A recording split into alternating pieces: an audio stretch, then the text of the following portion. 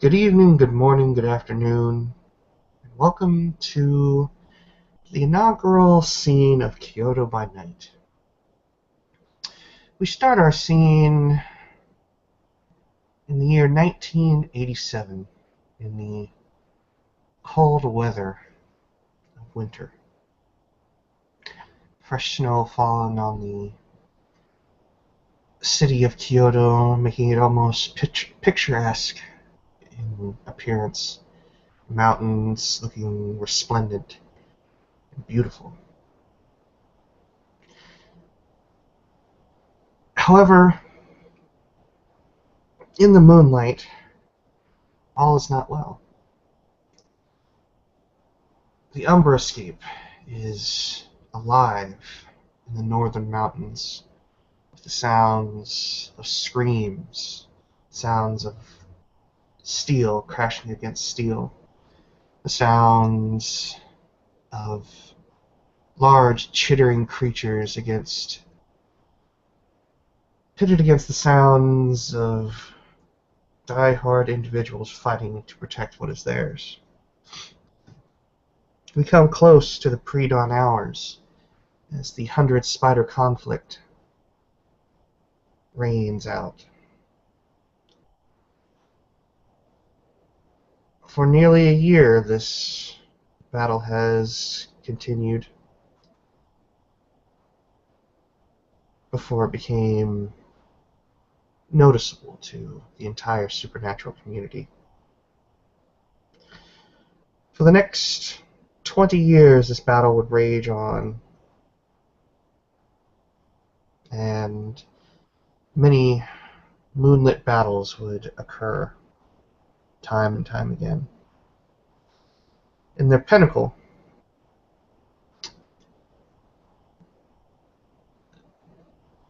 the ancestor, or Sosen,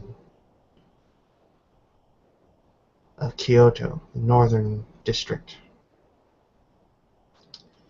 and simply known as the White Sparrow, defends the Myomanji Temple and its dragon nest from the marauding forces of the worm-serving were-spiders known as the Kumo. Their golden leader, known as Rending Silk, and his cohorts fall upon the nearly decimated populace of the Kuei-jin society. The court itself brought down to only 20 individuals. In the end, the ancestor was said to have crouched over Rending Silk, and as he took his final haggard, blood-filled, choking breaths, she simply whispered, "The centipede always eats the spider." In haste, Sosen Kisaragi sent word to the nearby sept shared by the Haken and Kitsune that she needed to speak with their daimyo, someone that she has known for nearly 130 years, and someone that she has come to respect greatly.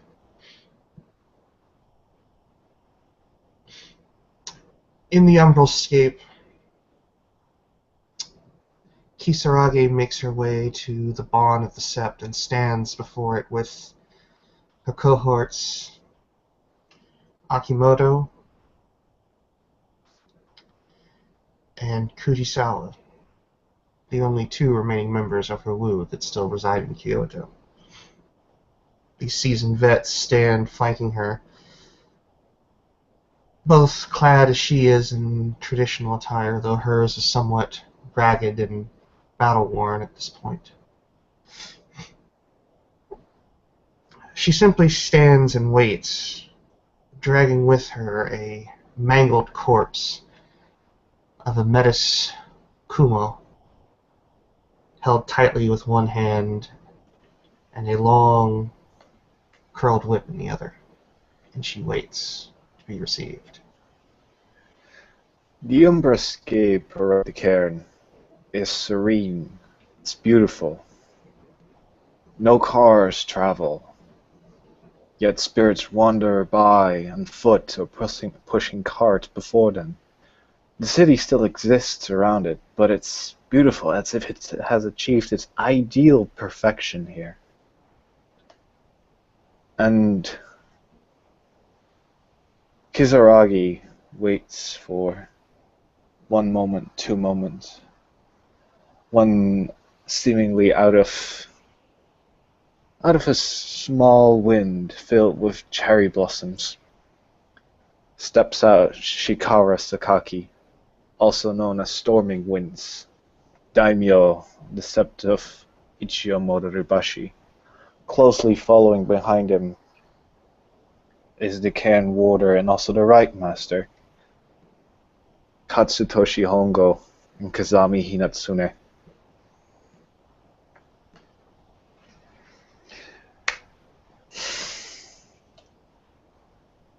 Evening. Sakaki Dono, Yes. I bring to you corpse of rending silk. Kumo that has been instrumental in the attacks on all of our districts.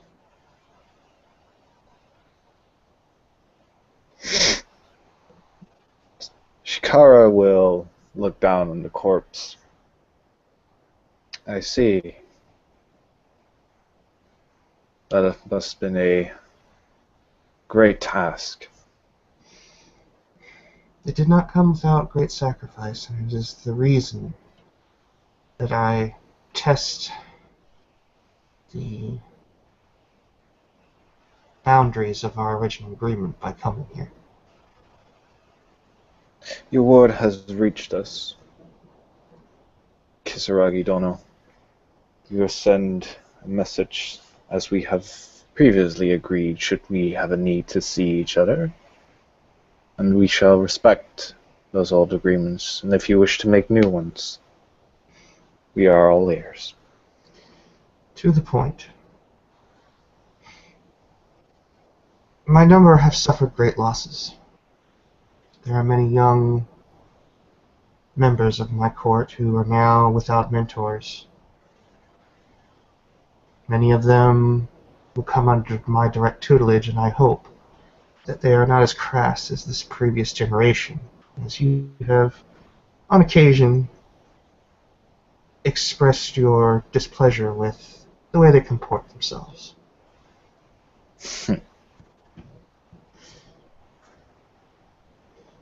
As such, times require a new agreement must be reached, a mandate. I know in recent years my kind have been bold, even to the point of clashing with your younger neophytes. In skirmishes, of course. Disputes that should otherwise be resolved in a manner according to with how we comport ourselves, but it's not always possible, and I'm sure you're aware of that. Shikara nods. As such, I am imposing a new mandate upon my people. It's known as the Mandate of Ebbing Waters. I will strictly forbid any open conflict, any open acts of aggression, any taunting of mine towards yours. I would hope that you would see fit to impose a similar mandate upon those that reside within your territory.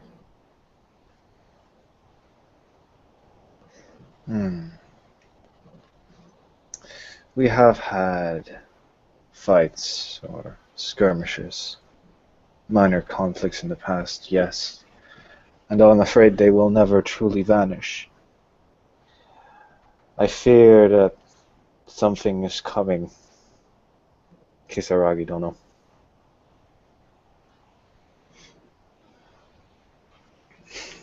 There is an ill wind. At one point I thought it was simply the Kumo. But I believe you know as well as I do that the Bakemono are always finding ways into this city of ours. Yes. Very well, Kisaragi Dono. No open taunts. No fighting. Your fellow Kuijin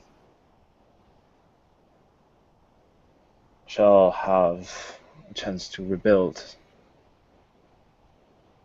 their power. Golden Silk. Yes, I think this is most agreeable. I take no pleasure in destroying this one. And she looks down at the mangled corpse of the Lillian form of the rather large and rather powerful Kumo. But when one beckons you at your doorstep, it is often rude not to at least greet them in a manner suiting to which they call you out. The Kumo have been a thorn in both of our sides for far too long, and yet I fear that his presence here was only just a taste of what is to come. There's a foul wind coming from the south. Kisaragi nods, so I'm not the only one. What do your cohorts to the east and further on, your friends in the mountains and in the lake, what do they say? They speak of preparations. This may be something we have never faced before. And when he looks back to one of the members that he has with him, specifically to Kazami, the Right Master, who is thousands and thousands of years old. And he simply nods, and then he turns back to Kisaragi. Our brethren to the east and beyond are preparing forces, defenses.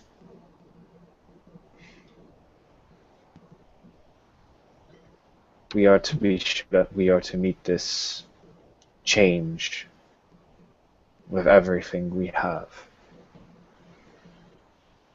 I see.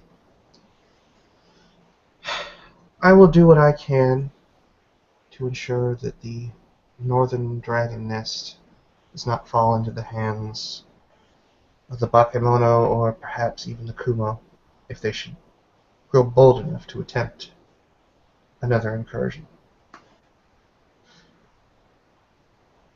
I would propose that in 7 years' time, in the beginning of autumn, that we reconvene and see where our non-aggression pact leads us.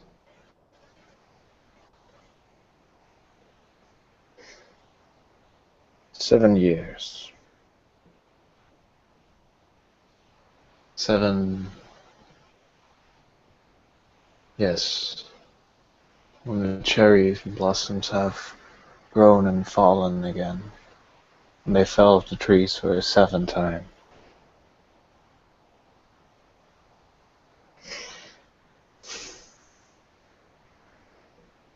Kisarage will simply take a step back, releasing the Kumo's corpse, and she will proceed to wrap the whip about her waist once again.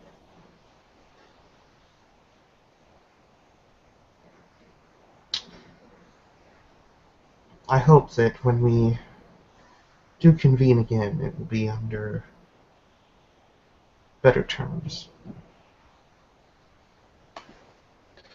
We shall see what what this wind and this agreement shall bring us. For now, we shall only prepare.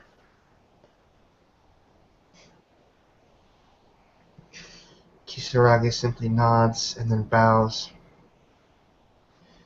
Until next time, Sakaki Dono. Until such a time, Kisaragi don't know. And Shikara also will put his hands together and he'll bow.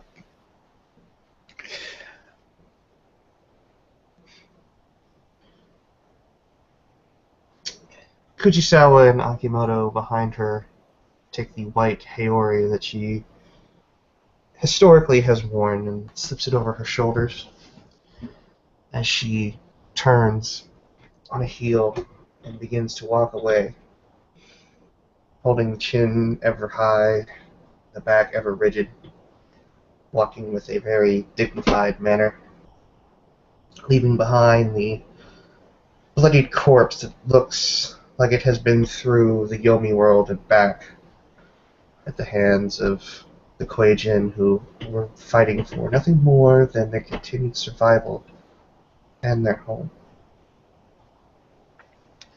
Shikara, Storming Winds, as he's more formally known in the Hengyoku Society, will walk up and crouch down by the corpse and sighs. It pains me to see how you have forsaken our mother to join with the centipede.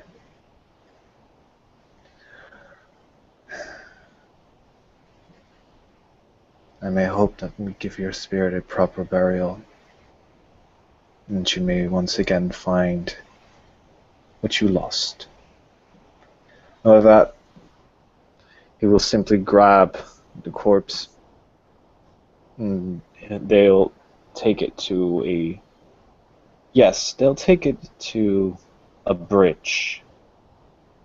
The bridge of Ichio Modoribashi.